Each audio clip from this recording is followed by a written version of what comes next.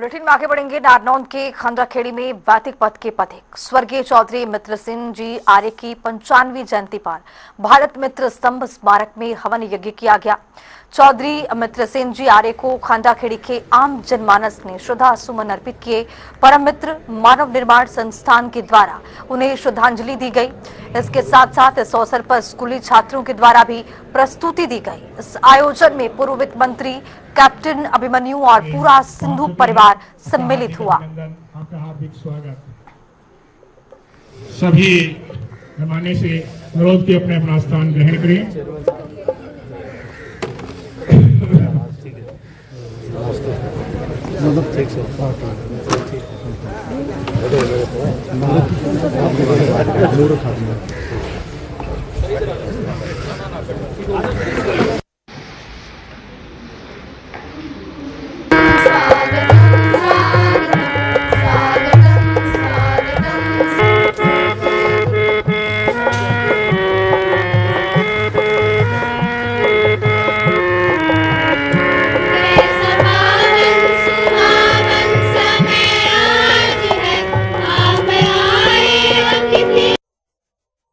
हमारे साथ प्रदेश के पूर्व वित्त मंत्री कैप्टन अभिमन्यु हैं, उनसे करेंगे खास बातचीत। कैप्टन साहब स्वागत है। बहुत बहुत धन्यवाद मान साहब। कप्तान साहब, आजकल राजनीति में बड़ी उथल पुथल हो रही है। हरियाणा प्रदेश के भी प्रदेश अध्यक्ष बदले जाने की चर्चाएं जारी हैं, तो इस पर आपका क्या कहना है? देखिए, ये केंद्रीय नेतृत्व के विचार का और निर्णय का विषय है जी। हम तो सब कार्यकर्ता हैं और जो केंद्रीय संगठन और केंद्रीय नेतृत्व का जो निर्देश है, अनुशासन के साथ उसका पालन करते हुए, अपने पार्टी के काम को करते हुए, समाज के साथ जुड़ करके और विचारधारा के आधार पर संगठन का काम करते रहते हैं। उसमें जो भी संगठन के निर्णय, ये भारतीय जनता पार्टी किसी एक परिवार का संगठन तो है नहीं, किसी एक जाति का, किसी एक क्षेत्र का संगठन नहीं है। ये तो कार्यकर्ताओं का एक समूह है जो समय समय पर अपने दायित्व को परिवर्तन करते हुए निर्णय करता रहता है और हम काम करते रहते हैं। अभी मीडिया में काफी उछल रहा है मुद्दा कि भाई जो प्रदेश अध्यक्ष है इन्हीं को शायद रिपीट किया जाए, बड़ोली जी को। अभी उनका देखें कार्यकाल तो पूरा भी नहीं हुआ है, लेकिन इसलिए जो भी निर्णय केंद्र संगठन का रहेगा, नेतृत्व का रहेगा, उस निर्णय के साथ हम चलते रहेंगे जी। भाजपा जो केंद्रीय नेतृत्व है उसने एक चौंकाने वाला फैसला लिया है।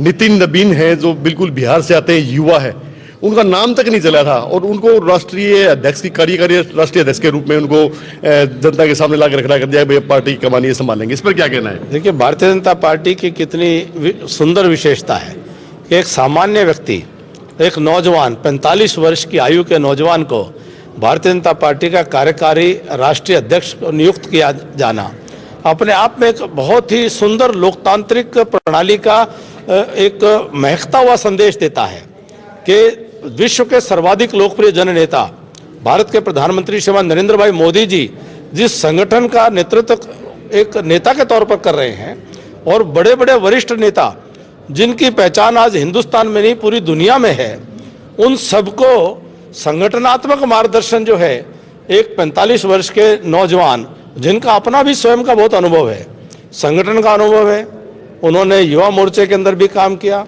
उन्होंने संगठन में कई राज्यों के अंदर सह प्रभारी के नाते काम किया, 5 बार के वो विधायक हैं, 3 बार से बिहार के अंदर वो मंत्री हैं। श्रीमान नितिन नबीन जी बहुत योग्य, कुशल, ऊर्जावान और बहुत ही सहज और बहुत ही समर्पित और निष्ठावान कार्यकर्ता की पहचान लेकर के काम करते रहे हैं। और उस तरह के कार्यकर्ताओं का सम्मान ये केवल भाजपा में ही हो सकता है।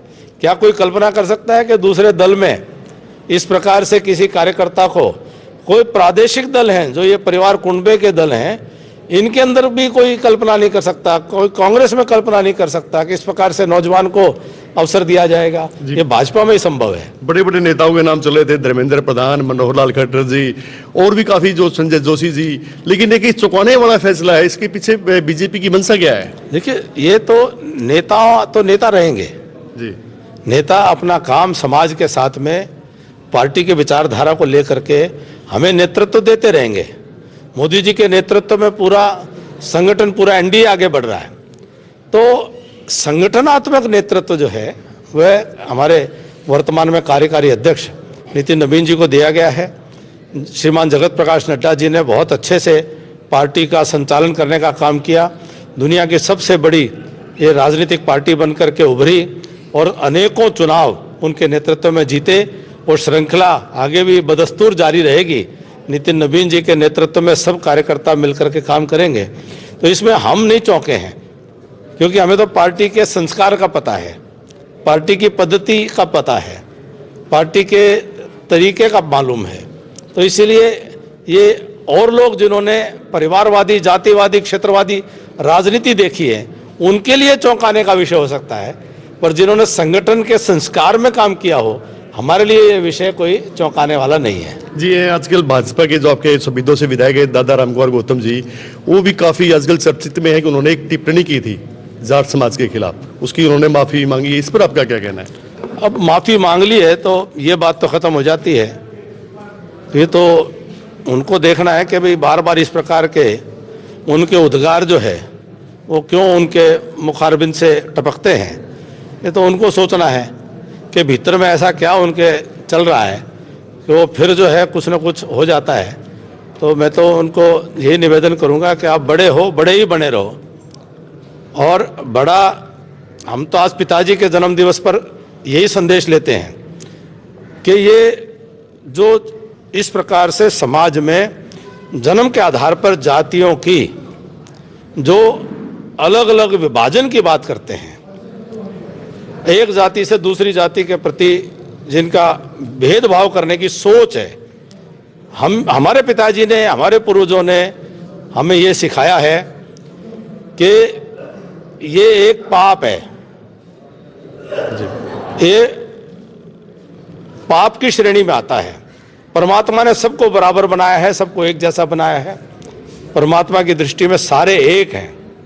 जो एक को बांटने की कोशिश करते हैं तो परमात्मा उनको सद्बुद्धि प्रदान करे। हम तो परमात्मा से हाथ जोड़ कर प्रार्थना करते हैं कि उनको सद्बुद्धि दे।